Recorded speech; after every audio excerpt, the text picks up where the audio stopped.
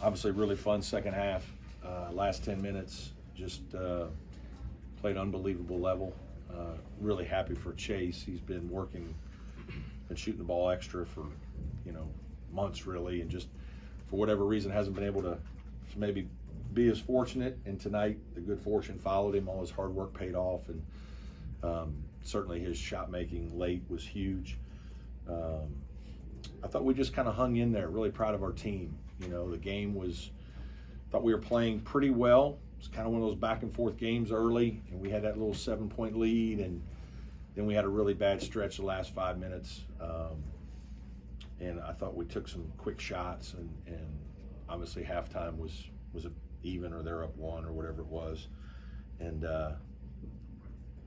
second half back and forth, and they had that 6-point lead, and we had a little gut check time. But thought we made a couple adjustments, helped our guys, and then they just made big plays down the stretch.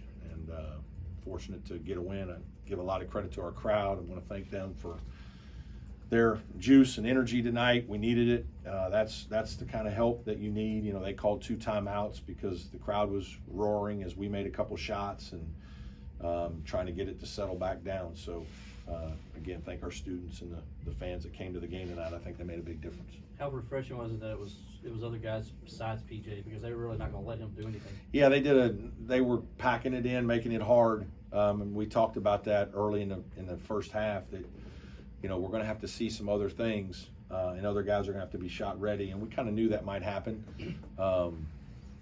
So yeah, that certainly there were shots available, and Chase was really rolling. Ian made a huge 3, I think, at the top of the key. I thought our post did a better job in the second half. I thought post got a little stagnant in the first half, and we got them moving a little better, and that helped us. So yeah, it was terrific. Coach, you guys have been playing much better D here of late compared to a month ago down at Coral Gables. What was the key to holding them to just 60 points tonight? Yeah, I don't know that it was anything. We worked on our defense. Our defense, I've said this, that I think our numbers are probably skewed a little from a couple of bad games. I don't think we're as bad defensively as maybe what we look like in Ken Palm. We're not as good as we want to be, or maybe have been some years in the past.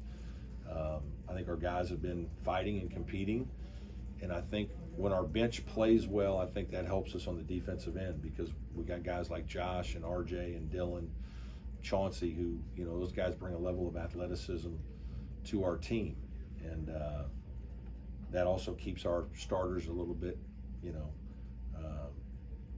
more fresh, and then that helps us late in games like tonight. How big is Jack's rebounding? Really big. Yeah, we didn't have Jack in the first game. And it just helps with matchups. It helps us when we need, when we need to play smaller, he can play some 4. We can play 3 guards to match them. And, it changes our team a little bit. We can play he and Wiggins together occasionally. Obviously, he can be the big 3 when he's playing with Ian or RJ. And so his 6 defensive rebounds, I think he had. He had no turnovers. He had 3 assists. He had a great steal and layup. Made a 3. There's one shot I didn't like, but I thought he played a really good game. And he's an older guy, so he's been through some things, and he was significant tonight. One of the things you did really well on those 2 big road wins was avoiding turnovers. You had 7 in the first half tonight, but just 1 in the second half. Yeah, we've done a pretty good job most of the year. Obviously, Syracuse very poor, but sometimes we get going and we're trying to play a little faster than we need to, and it's everybody says throw it inside, and that's fine, but those passes aren't as easy as someone just making passes around a perimeter sometimes. And so there's going to be, for every one you get in there, or couple that you get in there, you're going to have one that's not going to be an easy pass. And if you don't make the right read or put it exactly where it needs to go, it's going to get deflected. And so that takes a real skill to deal with that. We always have a couple of turnovers that way, but I feel like more times than not we get it down there or create something because of our post play. How much have you had to manage PJ's and Ian's practice? A lot lately. probably the last 3 weeks. It's been a lot. You know, they didn't practice. We were off Sunday. They didn't practice Monday. You know, you're getting them in and out a little bit on Tuesday. And, you know, it's funny. I thought at Syracuse a little bit, when you don't practice, and then all of a sudden those dudes aren't exactly the quickest guys. And so now you're in a game with some high-level athletes and the game is going quick. If you haven't practiced, you're not quite used to it sometimes. And, you know, but that's kind of just where we are. They won't practice tomorrow. We'll do very little tomorrow. And they probably won't do very much on Friday, just so they can have their legs for what'll be a hard game against an athletic group at NC State on Saturday. Speaking of NC State, you obviously know Ben Middlebrooks well. Yeah. He's having a good season. Yeah.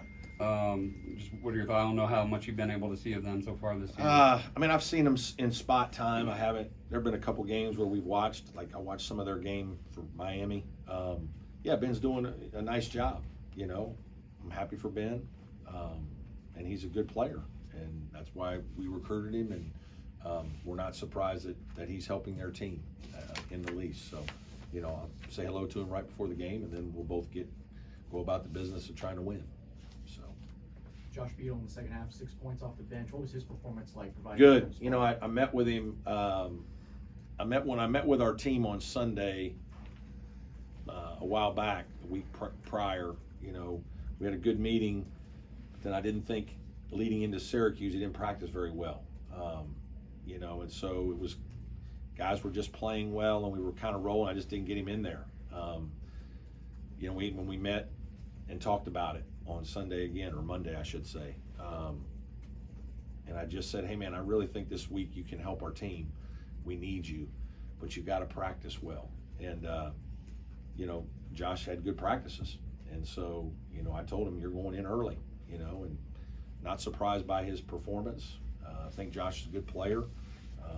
You know, he gives us another dynamic with some speed and playmaking, and when he's locked in defensively, he can be a factor on both ends. So happy for Josh, really proud of him. Those were big minutes, really big.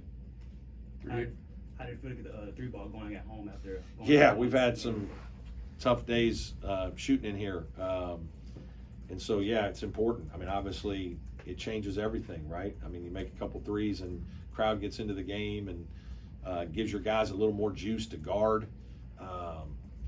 You know, it's just it's exciting, right? It pumps everybody up, and we've had some games. Obviously, we made one and we made four, and we actually defended well in both those games. But we're not going to win when you make that few a number. And so you gotta have a good mix to your game if you want to play well or play at a high level. Tonight we did. Chase said he's never seen you gesture to the fans like you did. You know, it's funny. I love our fans, but we don't always know that. I said to some folks on the radio, like, hey guys, it's third down. Let's go. It's third down. It's third and long. We need to stop. Like, let's, you know, and it's amazing how that changes everything. Then the offense, they're trying to call out plays. They're not sure if they can hear them. You know, it puts a little anxiety there and making the right play, and it sometimes causes a turnover, causes a bad shot. And then sometimes the opposing coach, like you call timeout. And so they called 2 timeouts because the crowd noise was loud. And then at the end of the game, they don't have any in the last 2 minutes because they've had to use it because your crowd is so loud that we're trying to all, I mean, I do the same thing. You try to, when the building gets loud, sometimes you just got to try to, as a coach, we're not playing against this. We're going to call timeout and see if they'll get revved back up again. And most fans don't, you know, and so it's huge. And obviously it energizes our players. I mean, our guys are on their toes bouncing around to play defense, and, you know, it's like, why can't we be this way all the time, guys? Like, you know what I mean? Like, but so yeah, that was huge. We've had great fan turnout all year. You know, there have been a couple games we haven't made enough shots to help keep them excited, but tonight they were huge. Thanks to our marketing folks and all the students and everybody that came out. Ian had 3 assists tonight. That last one to PJ for the dunk was really pretty. Has to get you excited to see him passing like that. Yeah, I mean, those 2 guys work together, play together. They've done that a million times. You know, that's great. great basketball, fun to watch. Because we talked during the losses how hard it was just to become so close and you come up Yeah. short just emotionally. Do you Yeah. feel like there's a little bit of an opposite of that now building in terms of Yeah, but every game is its own. I think that's one thing, you don't get to bottle this up and take it with you Saturday. You start ground zero. And, all the shots that guys made, like they're going to be in ground zero. Now you hope that their psyche is good, right? That they come into the game with more positive vibes and spirit and all those kinds of things. But that's one of the things about basketball. It starts back again. We gotta get all geared back up, and we gotta recharge our battery and fill our tank and get ready to go again. So, but I do think, having won, I reminded our guys at halftime, guys, we've, last two games have come to the final 4 minutes tied. We've been on the road and we've been able to execute. Because it was almost like at halftime our team was a little, I don't want to say down, but it's like, oh man, we just lost that lead. And like you could tell, like the emotional energy level was low. And there's a little bit of like, let's get our swagger back here now. Like we're fine. Like we played pretty well for most of the half. And and then it was hard back and forth there early in the second half. And Miami's credit, they played well first 10 minutes and they had a lead. But our guys, we kept encouraging that, hey, we're fine. We've been here. We've come from behind. We're going to make a couple threes. The crowd will get going. Let's just keep playing. And thankfully it happened. What do you contribute these runs you've done at the ends of games here, the last 3 games? Good players. I mean, it's mostly good players making plays. You got to get stops. And then your guys have to make basketball plays.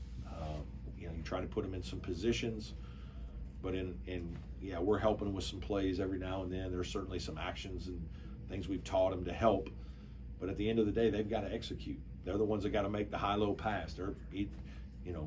Ian's got to flash up there and knock it down. Chase has got to get his feet set, drill it from the corner. Like, and you look like a good coach when guys make shots, and when we miss them and it doesn't turn out well, there's not a lot of difference sometimes. And you just keep trying to put your guys in positions to be successful and give them confidence to finish plays. With NC State coming up, I'm just curious, in this age of transfers, does Jack Clark give you the skinny on their players and Ben Middlebrooks? Tendencies? Both staffs, like the amount of work that we do, we don't need a lot of help. Like, is there some nugget that they could tell us about somebody? Maybe there's some small nugget, but those guys don't think like we do, right? Like those guys they got other things they're thinking about. Like they're not coming into my office, hey coach, I want to give you the dirt on all of NC State. Like, our guys are studying it and their staff studies it. At the end of the day, the players make the plays. Coach, when Joseph gets into a groove like he was tonight, how does that change how you approach offensively and yeah, certainly when a guy makes a couple shots, you might call their number another time or two, right, to keep them going. But you're not changing everything you do, right? You still know you got to have a good mix. You got to keep trying to feed each other, and you're trying to read how they're playing, and spread the court. Got into some good ball screen stuff tonight, late. Picked our spots in the second half with our post entries. But Joe was confident early and knocked a couple threes down, which, he played with good confidence and poise early, and he felt like he's going to shoot the ball and play well tonight. Coach, Chase Hunter had a season high of 5 3-pointers made and 8 3-pointers attempted. How does it help the team when he can stretch the floor like that? Just it makes it easier to get the ball inside. It takes pressure off Joe. It's the thing about Chase is when he is making shots like that, and then he's also getting by and getting in the paint, 3-level scorer. So now he's, that's a different player. A lot of guys can't play at all 3 levels. And that's significant. Okay. Thank you, Coach. Thanks, everybody.